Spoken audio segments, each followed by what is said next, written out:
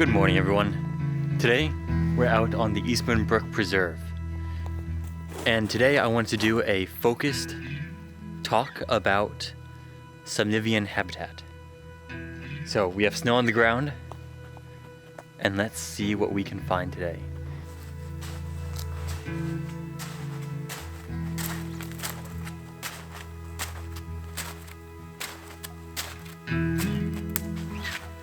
I was just thinking to myself, with as much evidence of gray squirrels and small mammals as there is in here, surely there would be evidence of a predator. And sure enough, a moment later, I came upon these tracks.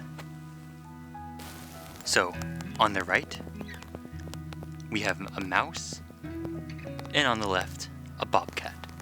Looking at this bobcat track, we can see 4 toes and the pad. And the space between the toes and the pad, you can create a C. Think C for cat. If you can create this C, it's a cat. Otherwise, if you can create an X between the digits, then it was most likely a dog. But what are some other identifying features? Well, this toe here, so this is the left track, so this would be digit number 2, and I'm starting with 2 because bobcats do have 5 digits. However, the first digit is up higher on the leg. So this is digit number 2, but digit number 3 sits higher and is in front of digit number 4, followed by digit number 5. And these tracks, the pads, are going to be slightly angled inward. In front of me, we have an old tree that had likely been cut and left during the last logging operation. And I had mentioned the term at the very beginning, subnivean, and that we were going to be talking about Subnivian Habitat. So what is the term subnivean? What does it mean? Well, let's break it down. Sub, obviously meaning below. Nivean, meaning snow. So below the snow. Subnivean layer, or habitat, or zone as it's called, is the habitat that is created when the snow falls. And it is the habitat between the ground level to the underside of the snow. In a forest like this, especially older forests, you start getting much more structure on the ground, which really helps to improve this Subnivian habitat for a variety of different species. So let's take a closer look at this downed log. So beside me is this downed tree, and if we look over here, we can see this Subnivian habitat created by the snow falling on this log.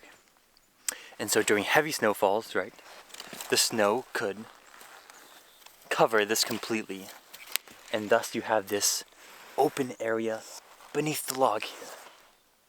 And if we take a look inside, you can see all the different textured spots on the snow, which are all of the tracks of the small mammals using this as a little highway, as a shelter. Right, this gives them shelter from avian predators and predators like bobcats, right, which can't make it underneath that. But it does not shelter them from your weasels, which can burrow in under these or follow the voles and mice through their tunnels. It also provides habitat for one other species that we have tracks of here. and this would be Snowshoe Hare. And their tracks are just ahead of me here. So as promised, our Snowshoe Hare tracks.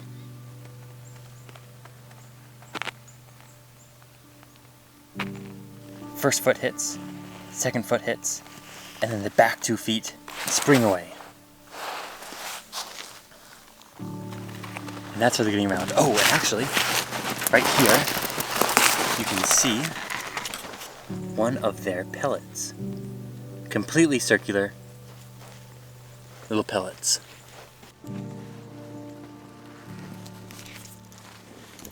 And I think I found some rabbit food that they're munching at. So let's take a look at that. This hemlock in front of me is becoming rabbit food. They're nipping off these lower branches here as some of their winter food source. And if you notice beside me as I'm walking through here, a lot of these are nipped. Luckily, these are not gigantic rabbits. This is moose browse, as well as deer browse.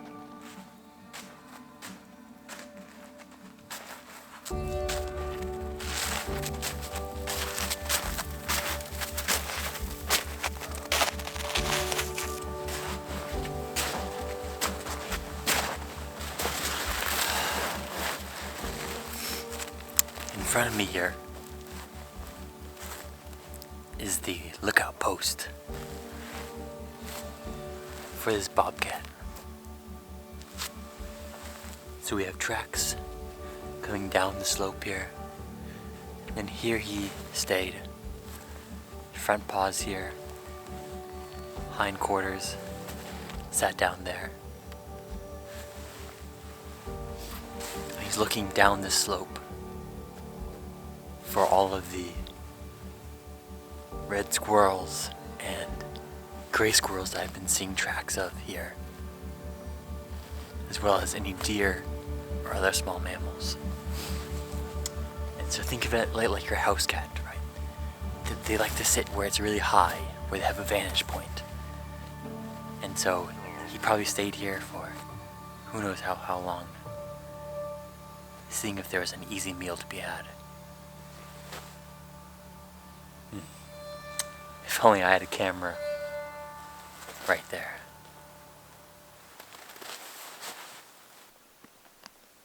So what could possibly be making all of these tracks?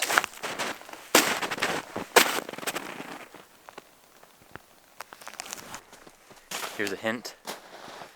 It lives inside this cave here. If you guessed porcupine, you'd be correct. Another evidence of them here are all of these snipped off branches. Let's try to find one here. Here we go. So you can see here that the branch isn't just broken off, but it's been snipped by teeth. So here we are, following the trail, and it goes underneath this big boulder here. You can see all of the tracks and urine he's leaving behind, as well as, I'll try to focus in here. Hopefully you can see all of his hair. Oh, actually here's some quills. Here.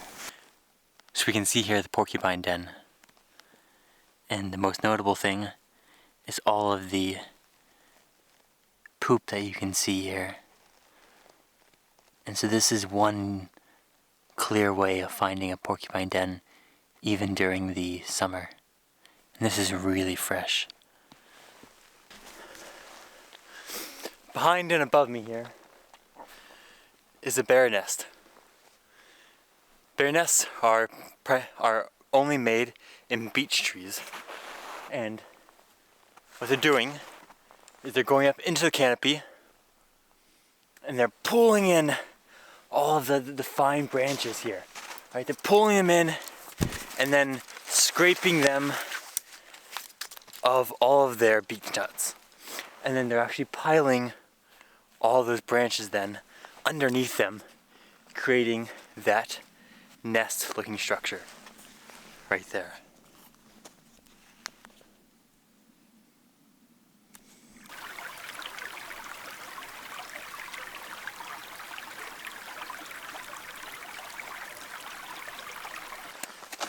Alright, extra points if you can remember what this is.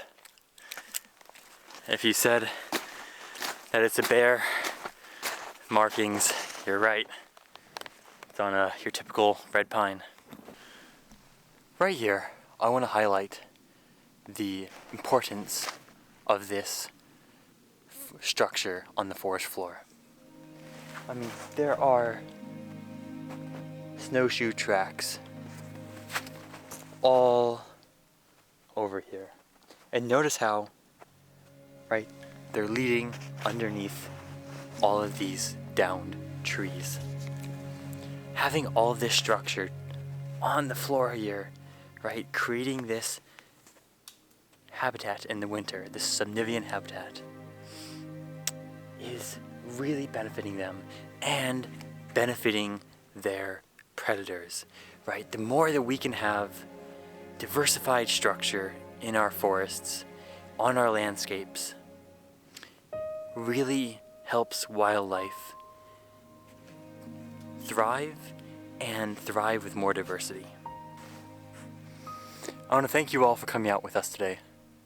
We've seen all sorts of wildlife sign throughout this property, as well as a number of different forest structures and habitats. So let's do a recap. We were following Bobcat Tracks. We were observing how it, how it's observing the landscape, where it's stopping at. We found porcupine dens, as well as some of their browse. Snowshoe hare tracks all over the place. Squirrel, as well as at the very beginning talking about the stone walls and what animals are using those, and the possibly fisher tracks, and bringing it all around, right? Remembering the Subnivian habitat here, right? The Subnivian habitat coming in specifically in the winter, where you're having this snow falling and you have this new blanket of cover for wildlife to use, in addition with the structures on the ground. So, I hope you enjoyed today's video, and tune in next time for our next one. So, thanks so much, and get outside and enjoy it.